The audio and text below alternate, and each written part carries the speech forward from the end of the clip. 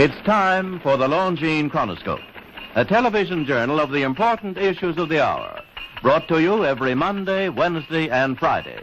A presentation of the Longines Wittnauer Watch Company, maker of Longines, the world's most honored watch, and Wittnauer, distinguished companion to the world-honored Longines. Good evening, this is Frank Knight. May I introduce our co-editors for this edition of the Longines Chronoscope? Larry Lasser, CBS News correspondent, and Kenneth Crawford, National Affairs Editor of Newsweek magazine. Our very distinguished guest for this evening is Admiral Richard E. Byrd.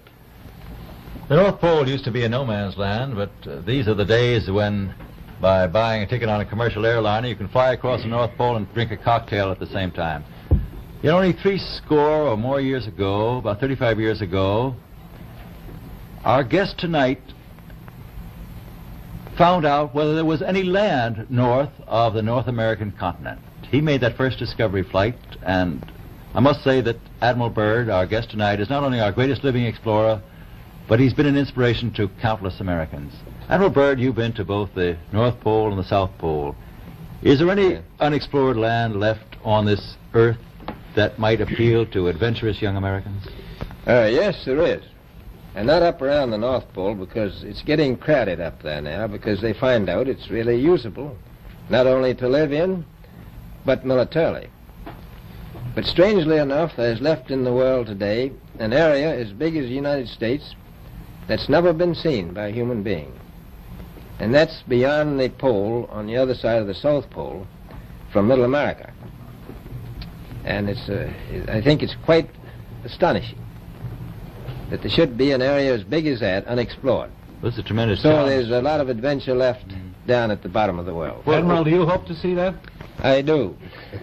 Well, Admiral, Yes. would you say that since you've been to both the extremities of Earth, are these expeditions to such far-off places, are they getting easier because of modern techniques, or is danger still close at hand? Well, it's a little risky, but nothing like it used to be with the old slow planes and the small cruising radius where we had to put down bases. We replaced the dog teams, and of course that was a big improvement. But now the planes go much faster and they're safer, and they have a much bigger cruising radius. You haven't got the danger of a terribly heavy load. Admiral, an expedition to which I believe you're the advisor is now en route.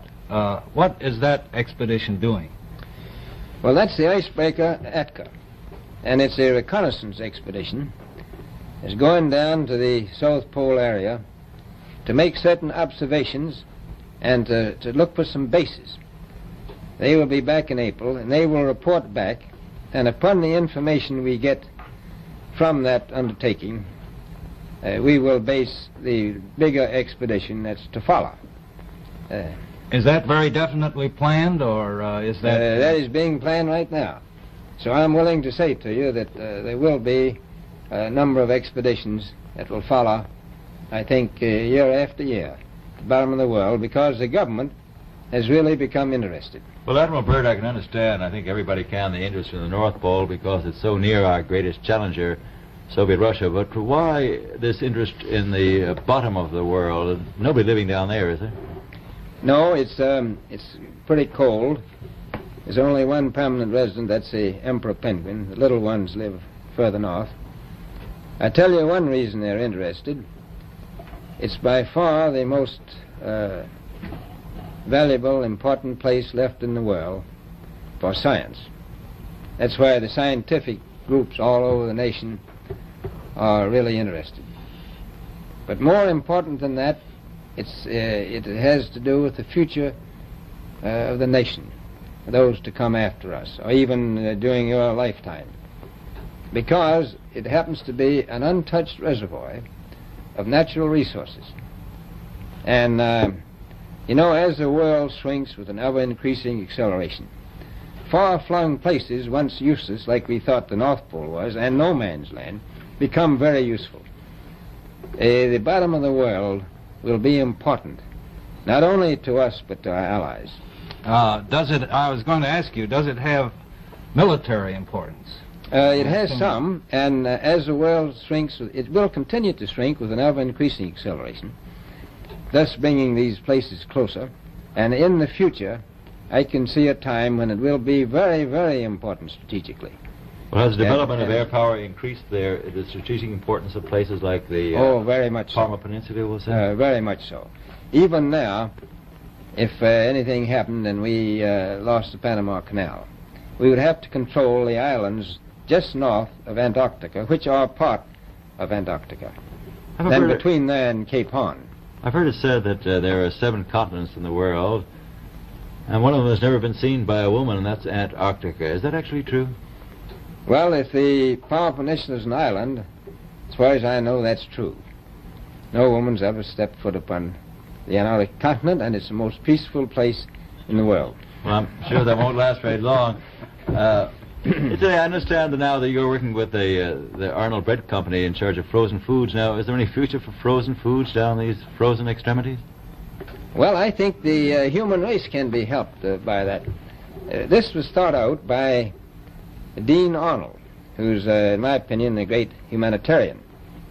He learned that we went down there after 4 or 5 years and finished a meal that we had left there on the table when we had evacuated Little America.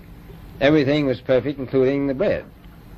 So he got the idea of this frozen bread, and already he sent some to Europe, and it worked very well over there for some of the starving people. So you can store it down to the Antarctic, and against the lean years, and you wouldn't have any people in the world really starving if you did that. Yes, in the event of an atomic war... You stay there forever. Admiral, you speak of the resources of Antarctica. What are they? What are the natural resources there? Well, we've found enough of coal within 180 miles of the South Pole in a great ridge of mountains. It's not covered with snow, enough to supply the whole world for quite a while. Well, that's the coal. Now, there's evidence of many other minerals. We are pretty sure there's oil. Now, that coal shows the bottom of the world. Now, by far the coldest spot in the world. Where that coal is gets 100 below zero in the winter. Well, it was once tropical. So we think there's oil there, and there's evidence, probably uranium there. Is it any secret? Is there uranium there? That would be the only thing that would be practical to actually go after, I suppose. Everything else would be economically unfeasible, wouldn't it? Well, as we recklessly expend our resources, the time will come when we'll have to go after that stuff down there. Well, you know, I avoided what you said about uranium. I'm not sure about that. I don't want to have the world fight over the Antarctic. And Robert, is there a competition among other nations to try to get information about Antarctica and possibly to secure some of these resources? Well, yes. There are now 7 nations very much interested. Russia is interested tremendously. That I'm sure of. Australia has an expedition down there. The Argentine, the Chile, New Zealand, Britain, and so on. Now, you can understand those people down there being interested because they live down there, the New Zealanders, the Argentinians, the Chileans, and the Australians. And so we don't do much about claiming anything. Admiral, you make this sound a little crowded. Are there that many expeditions now there or en route there? Well, you know, as I said, it's the most peaceful place in the world, but I don't think it will be for long because of this intense interest on the part of other nations and this nation. Well, Admiral Byrd, are private expeditions a thing of the past? Is expedition and exploration, making expedition and exploration now purely a government function because of the tremendous cost No, I for don't think organization? so. I think down south it may be more or less a thing of the past, but not other expeditions that go there. A lot of them go north now.